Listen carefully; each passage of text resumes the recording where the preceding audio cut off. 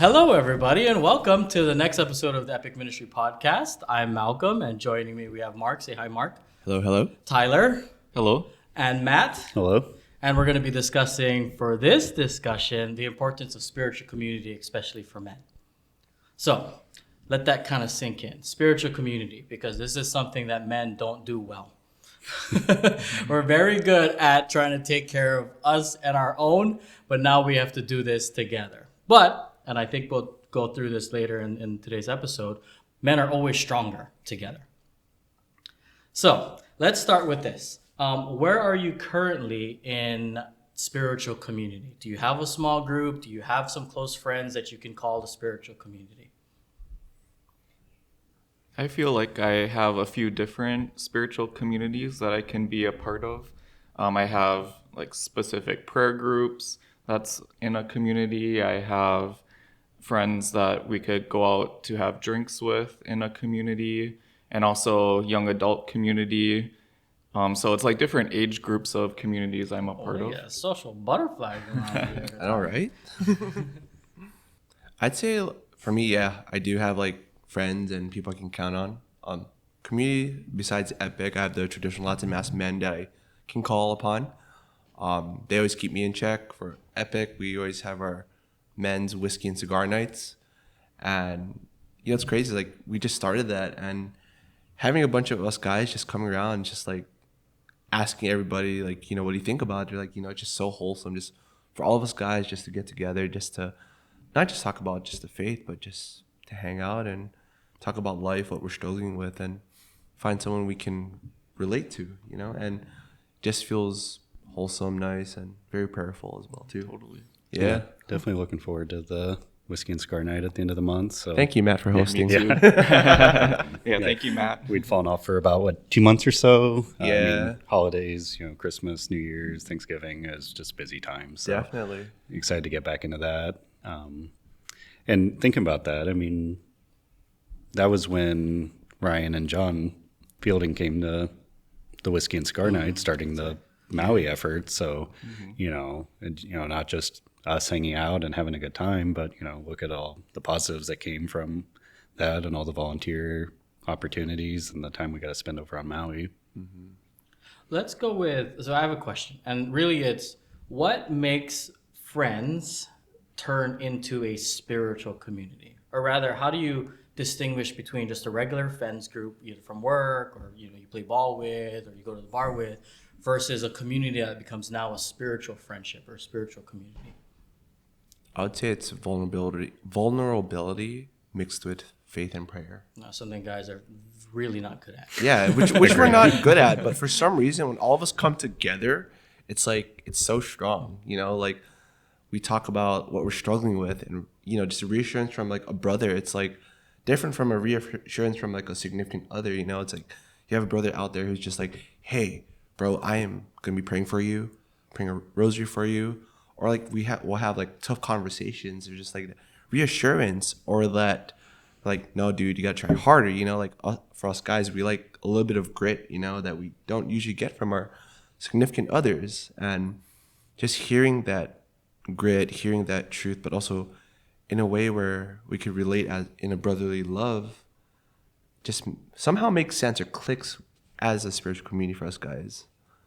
Yeah, totally. Definitely the vulnerability is a big one for me. And then also somebody like friends who are in the Catholic faith, who I know if I'm going through something and I'm looking for advice, that they will give me sound Catholic advice, versus some secular friends where maybe the advice they give really isn't too in alignment with the church. So it helps me stay in line with my faith while also having fun in life, because I don't think the two necessarily need to be exclusive. But definitely them being a part of the Catholic faith is a big part of it for me. Yeah, I agree. With the shared faith, you really get that stronger connection. And that's kind of the example kind of Malcolm gave, and you kind of talked about with work friends versus, our Catholic friends, Sure, I can go to my work friends for different things, but like you said, some of the advice they may give is not the same as I would get from you guys. So, Yeah. but knowing you guys, then I think that having the same faith allows us to go deeper and be a little bit more vulnerable, as you guys kind of talked about. No, I agree. Tyler, something you said made me really think, and it was that your friends don't have to be exclusive from your spiritual community. But oftentimes when we go through young adult ministry, what we hear a lot, right, is, oh, those are my church friends and these are my other friends. Yeah. And I think when we make that distinction and we compartmentalize our faith in that regard, we almost do a disservice. Because I agree with you guys. A spiritual community, it goes to this deeper level. It's when the rest of the world says, yeah, go do it. Your spiritual community are the ones that would be like, hey, maybe you should think about that, right? Think about the consequences. Think about who you're trying to be. But there's that layer of, hey, are you actually, thinking about, like, you're going through this existential crisis, right? Are you actually thinking about what it means to be a man, what it means to be a father, what it means to be a son or a husband? And that's something that needs to be guided by something. And that's where faith comes into it, right? You have our church and we have Jesus Christ as the model who is guiding this image of what it means to be a man. And that's something that you can only find when your community is all grounded in the same thing. What do we hear a lot, and I'm sure you guys can attest to it, if we're hanging out with our friends over at the bar, or you're asking for relationship advice from a coworker, like they're gonna say, oh, just do whatever you feel is right. Which is technically not the right thing to say, because if everyone does whatever they think is right, then no one's wrong. So I think a spiritual community is important because paired with that vulnerability and that guidance, or so the guidance paired with that vulnerability, that's where growth actually happens. Not to say that you can't grow with your other friends from wherever, but a spiritual community actually gives you a goal. Let's shift to what other obstacles do you see when you're trying with a fresh young adult male is trying to, they acknowledge they want to grow, right? And you normally at this time of year, at the beginning of the year, or even during Lent, everyone's focused on change. What are some of the obstacles that either you see or that you've personally faced when you're looking for a spiritual community? I would say for me, being open to a challenge and also being open to feeling uncomfortable maybe at times, going into certain communities or certain like groups of people you don't fully know like who they are or what they might say if you do open up, but still being having that ability to step into the unknown and uncomfortableness to grow in your faith and be open to advice from other people when they're giving it to you. So that way you can grow in your faith and in life. Are you speaking from personal experience there, Tyler? Or Yes. You know a guy. Yeah, I have a asking for a friend. Asking for a friend. No, I do definitely agree with you on that. I mean, the saying goes, you have to be comfortable being uncomfortable. And that's part of growth, For me personally, it's staying consistent. Like starting a goal or starting a new habit is easy, but it's like being consistent, especially in a spiritual community. At first, when I first joined Epic, it was kind of hard because I had a lot of things going on at that time. But as I started consistently going, I met a lot of great brothers. I formed a great brotherhood with people and opened so much doors. And just being in that spiritual community, having that reassurance, being able to talk to somebody or phone somebody like even at late at night a few years ago was amazing, especially going through various deaths, personal challenges, and just getting that reassurance and even getting sound advice versus if I call my secular friends or old coworkers of mine, they're just like, nah, don't worry about it, like you got this, or they'll offer me the worst advice possible. I also think it's important to prioritize. Like you kind of mentioned the consistency, but that you're making the time for your spiritual community. I mean, I know it's easy for me with, work and family, can get home, be tired, be like, yeah, I don't want to go to this thing tonight. But by the time you go to it, then you're like, okay, I'm very happy that I made it. It's spiritually refreshing. And by the end of the event, I feel good, but the lead up to it, I'm like, yeah, I really don't want to go to this, but so it's easy to stay home or it's easy to do something else, but making sure you make the time for that. Yeah. So yeah, being consistent and making it a priority. I feel like that's probably the biggest, if you could call it that, sin of our young adult age. We hate making commitments, and we have too many things going on, so we can't prioritize. I was gonna liken it to, I mean, I don't work out, but going to the gym, right? It's the hardest part is getting there, is getting to the gym. Same thing when it comes to a spiritual community. If we acknowledge it as a place of where growth happens, you're going to be working on your spiritual health with other men or with other young adults. We always get attacked right before, because the devil knows that if they end up being together, right, when 2 or 3 gather, if the guys or the young adults come together, they're going to grow stronger because God is there. So he's going to throw all the stops in. You get feeling lazy. You have a lot going on. You're feeling sick, to prevent you from working on your faith and your life with other people.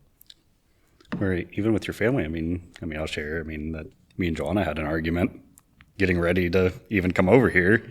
And that happens a lot, whenever we go to Epic things that, we will kind of butt heads, whether it's Epic or whether it's going to Mass or maybe right after Mass, something that's very powerful. And we have to take that step back and realize that, what that spiritual attack is. And, once we kind of work through that, then, everything's been fine. But, just taking that minute to realize. Okay, I guess adding on to that, I've noticed that the times when you don't want to go to faith sharing, to community, or relating it to the gym, for some reason, the moment you go, it's those are the best times. Because for some reason, God is just blessing you with a great workout or with great community at that time, where it's just you're at the end of the night, you're just wow, that's the best workout I had, or that's the best time with community I've ever had too. And I could relate to that, because there were times where I'm just I don't want to go, because I just either had a really bad day at work, I had an argument with the fiance, with the parents, or I don't know, for some reason I'm just the world's out to get me that day. But the moment I go to community, it's just wow, it's just a reset for the next day, for me to be a better person, to be a better man, and to continue to do God's work. Oh, I like that. I feel whenever you have days like that, that's probably the best time to run to your spiritual community. Yeah. Agreed. Now, saying it is one thing, right? Doing is another. Oh, yeah. Why don't we shift to this? Let's close this part of the conversation with some words of encouragement. What tips do you have to help other young adult men really plug into a spiritual community of other men, other young adults, to help keep working on themselves? Well, I would say our church is universal. So if you haven't found your group or you haven't found your community yet, our church is everywhere. So they're out there somewhere. So to not give up, I recommend starting in prayer, praying about specifically what type of community you're looking for, what you're looking to get out of a community. And then, of course, making yourself available when opportunities become available, whether you are at a Mass one day and you hear there's a group of people staying after Mass to pray the rosary, making that sacrifice to wait later for picking up lunch or whatever, to stay back and meet those people and make yourself available for that opportunity. Yeah, you gotta allow yourself to be led.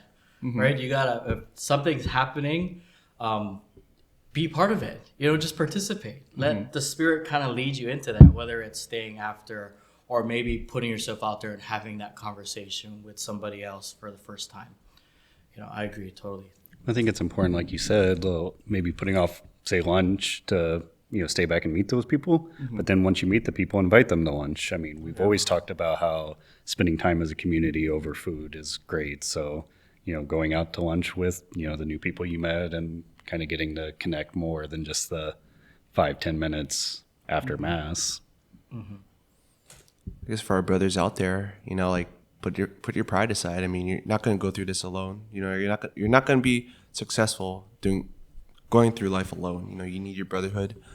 If it takes a trip to the bar, going out to lunch like you guys said, I mean, it's worth it, guys. I mean, even I'm pretty sure you guys' Sundays are going to consist of football after mass. I mean, you guys can sacrifice one game, right, just to spend some time with brothers. I mean, trust me, like every time you spend time with brothers or with the spiritual community, it's worth it. Totally. So specific to guys here, and I remember hearing when girls when they have conversation, if you picture that in your mind, it's usually they're sitting across the table, sipping on their wine, eating ice cream, and they're staring right at each other and they're sharing their life. For guys, we can't fathom that. That's not something that we typically do. Even this is kind of awkward because they're all looking at each other, right? What is a typical guy conversation? It's two guys sitting at the bar, staring off in one direction at the TV, watching the game. Okay. But for guys, we tend to be so scared of this vulnerability. Like we don't want to show our weaknesses to other people. So we would rather be active, doing something together. And really, that's kind of my tip for if guys, you want to be part of a small group, but you're not really quite sure how to be vulnerable, start off slow. Go do something together, right? Go out golfing together, fishing, go to the bar, watch the game. Anything that allows you to kind of just at least get in the same room. Because the more and more you keep doing that and that consistency we talked about, and you're open to being a little vulnerable, sharing about what's stressing you out, what lows you went through this week, it'll go out, it'll come out, and it'll grow, right? And as long as you maintain a regular routine of that happening, I remember for us, I got my closest friends here through Epic Ministry because we kept going to the bar every Monday night.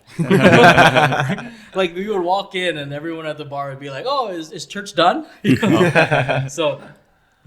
that's how we ended up having that reputation as we came from church. So it's not only a personal growth piece, but it's an evangelization piece because now you're just being real and raw. A lot of great ministry has been done over at the table at Dots. Yes. But that would kind of be it, right? If you're so scared to kind of jump right into it from the get-go, start with something light, just do something together, and just be open. It'll come. Trust me. The Spirit is going to push that happening. Yeah. Definitely. Yeah, definitely. Yeah, because I started off with a Catholic beer club. Yeah, that's right. Yeah. Yeah, I mean, Yes. it's less intimidating than showing up to a parish. So definitely can relate to that. All right, that was a great, blessed conversation. Thank you guys so much for joining in and talking about the importance of spiritual community, especially for men. Why don't we go ahead and end with a closing prayer? We thank you, O Lord, for all that you've given us, for our friends, for our community. We ask that you continue to be that great source of joy and peace for us through each other. Help us to grow, help us to persevere, help us to be humble and vulnerable, so that way we may sharpen each other as iron sharpens iron. We also ask that you bless all those who are listening, the ones who are considering or seeking spiritual friendships. Point them in the right direction, give them the courage to stay just that little bit after Mass, to meet someone new, to pray that extra prayer. We ask that you guide all of our efforts here and bless this podcast and all those future episodes. In Jesus' name, amen. Amen. Father, Son, Holy Spirit, amen.